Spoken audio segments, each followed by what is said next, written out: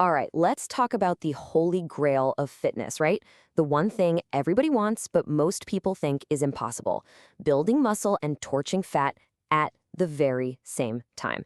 It's called body recomposition. And by the end of this, you're going to know exactly how to do it.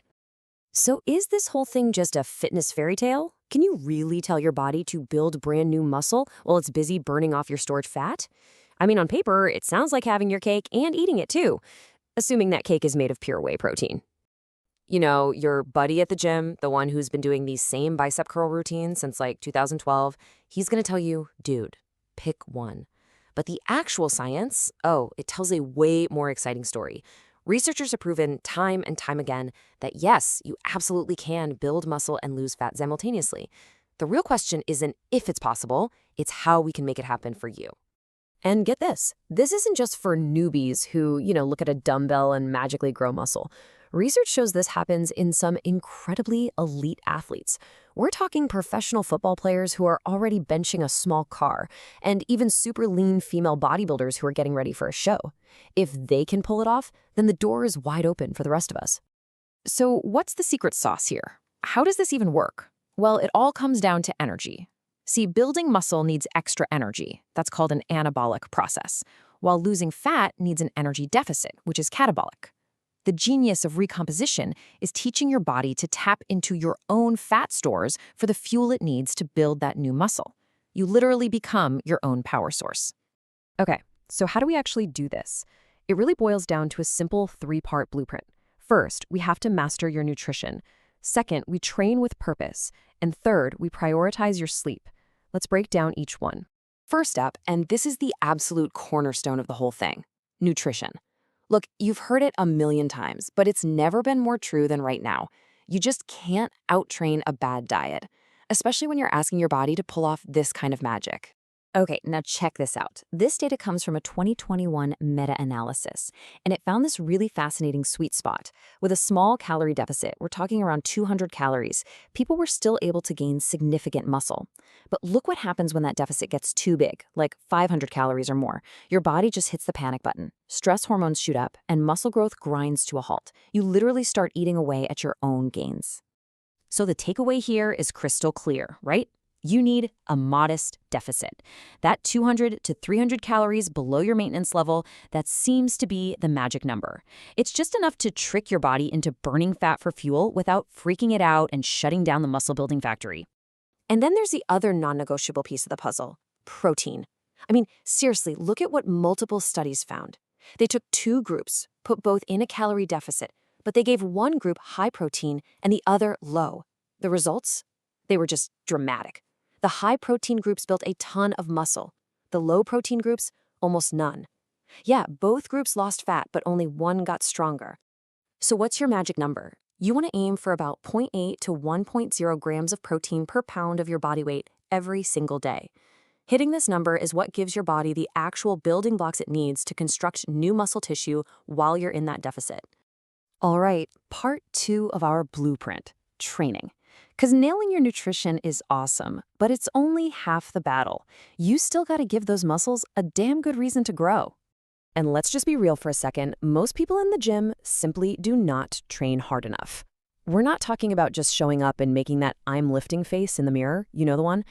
The single biggest driver of muscle growth is effort, like real, grinding, I don't know if I can get this last rep kind of effort.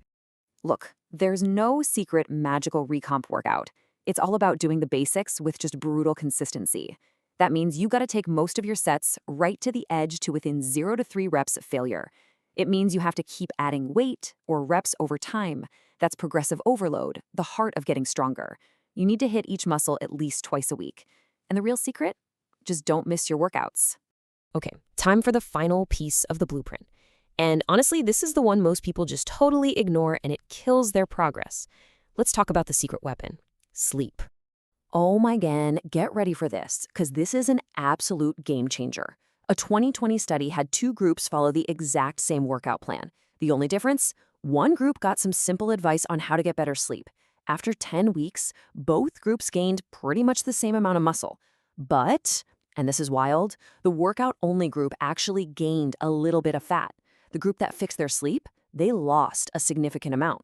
Think about that for a second. Same workout, same effort, totally different results, all because of sleep. So the message here is loud and clear. Don't let bad sleep sabotage all that hard work you're putting in at the gym and in the kitchen. Aim for 7+ hours a night. Seriously, it's not a suggestion, it's a requirement for this to work. Okay, so we've got the whole blueprint laid out, but that leads us to maybe the most important question of all. Should you even do this? Is body recomposition the right move for you right now? Here's the deal. Recomp works like rocket fuel for a few specific groups. First, absolute beginners, because their bodies are just primed to grow. Second, anyone who's detrained, coming back to the gym after taking a break. Muscle memory is a real thing. And third, and this is probably the biggest group, people who've been training for years but not really training.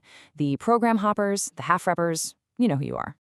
There's also a physical limit to this. See, as you get leaner and leaner, your body kind of goes into survival mode. It gets way more resistant to building new muscle when it's in a deficit. So as a general rule, once guys get below about 15% body fat, or women get below about 22%, recomposition gets incredibly slow and difficult. At that point, it's probably time to switch gears. Which brings us to the million-dollar question. Even if you can pull this off, is it even worth your time? Because here's the catch. Body recomposition is like trying to chase 2 rabbits at once. It's definitely not the fastest way to catch either one. Let's break it down. If your number one absolute priority is to pack on as much muscle as humanly possible, a dedicated lean bulk is your fastest route. If you just want to get shredded fast, a more aggressive cut is the way to go. Recomposition is the slow, steady path in the middle. The number on the scale might not move for weeks, even months, because you're losing a pound of fat while gaining a pound of muscle. And let me tell you, that can be a real mind game. And this right here is probably the most important thing you need to hear before you even think about starting. If you go down this path, you have to divorce your scale. I'm serious. Recomp is a marathon, not a sprint.